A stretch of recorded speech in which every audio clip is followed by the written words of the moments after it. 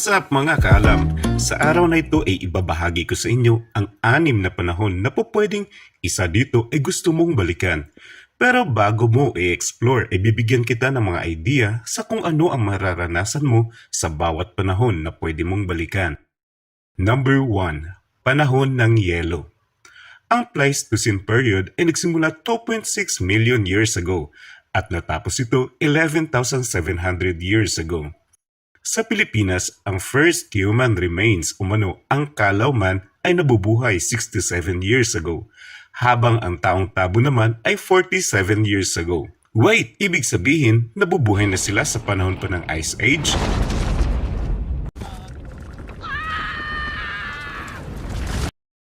Pero kung totoo mang may nabubuhay na nga sa panahong ito, paano sila nakakasurvive? Sana may time machine tayo para malaman natin ang eksaktong kaganapan sa panahon na ito. Pero kung may nabubuhay man sa panahong ito, tiyak ay hindi niya kakayanin ang sobrang lamig. Sa panahong ito, ang posibleng tirahan lang nila ay ang mga kuweba. Pero paano nga sila makakasurvive? Of course, sa panahong ito ay wala pang fried chicken o fried snake dahil puro yelo ang paligid at hindi pa nadiskubre ang apoy sa panahong ito. Kaya survival of the fittest ang mangyayari. Ano lang ba ang pwedeng makikita sa loob ng kuweba sa panahong ito? Pwedeng mga insekto, gagamba at mga scorpions lang naman. So, pwede na kinilaw na gagamba or scorpions. Well, that sounds crunchy. Number 2. Panahon ng lumang bato.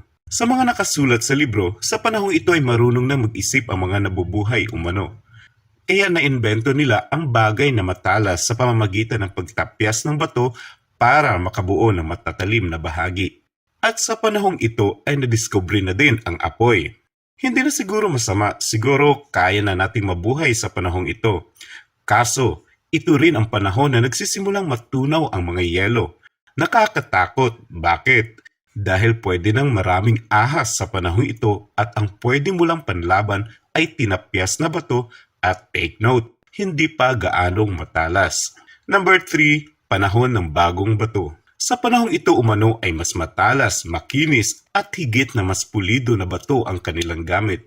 Well, sounds good. Ito rin ang panahon na nagsimulang umusbong ang agrikultura sa pagtatanim sa Pilipinas, paghahabi at paglililok ng palayok. At ang mga sinaunang tao dito ay hindi na rin palipat-lipat ng tirahan. Siguro kaalam kaya na nating mabuhay sa panahong ito. Kaso nga lang, walang cellphone at internet. Number 4. Panahon ng metal. Sa panahong ito ay mas maunlad na ang kanilang kagamitan, though ang ilan ay gumagamit pa din ng kagamitang yari sa bato. Sa panahon ng metal, una muna nilang nadiskubre ang tanso. Sumunod ay ang bronze na pinaghalong metal at tanso. Ito ay ginagamit nila sa pagsasaka maging paggawa ng kagamitang pandigma. Nilalagyan nila ng mga bronze ang matatalim na bahagi kaya mas masakit na pag nakakatama. At ang panghuli sa panahon na ito ay ang pagdiskubre sa mga bakal. Natutunan nilang tunawin at pandayin ang bakal para gawing mga sandata. Number 5. Panahon ng pananakop. Sa panahong ito ay andyan yung sinakop tayo ng mga Kastila, Amerikano at Hapon. Marahil ang ilan sa atin ay ayaw ng balikan. Well, for the sake sa gustong malaman, kung isa-isahin natin bawat pananakop ay puro pait at sakit ang dulot sa kasaysayan. Siguro isa sa mga dahilan kung bakit madali lang tayong nasakop ay kulang o wala tayong advanced na gamit sa pandigma.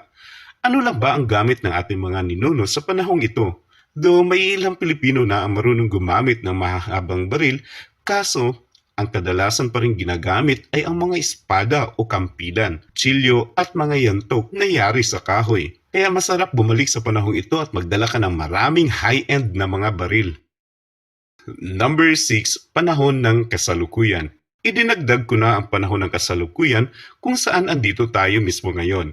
Sa panahong ito ay mas moderno na ang ating mga kagamitan at masasabi nating masaya, maswerte at magulo ang ating kasalukuyang panahon. Masaya dahil nakakaranas tayo ng ginhawa sa buhay, nakakatikim ng mga masasarap na pagkain. Maswerte kasi nararanasan natin ang mga bagong kagamitan, advanced na teknolohiya na wala sa mga lumang panahon. Magulo dahil kaliwat kanan pa rin ang mga krimen. Ikaw kaalam, Kung papipiliin ka ng panahon na pwede mong balikan, babalik ka ba sa lumang mga panahon o mananatili ka na lang sa kasalukuyan?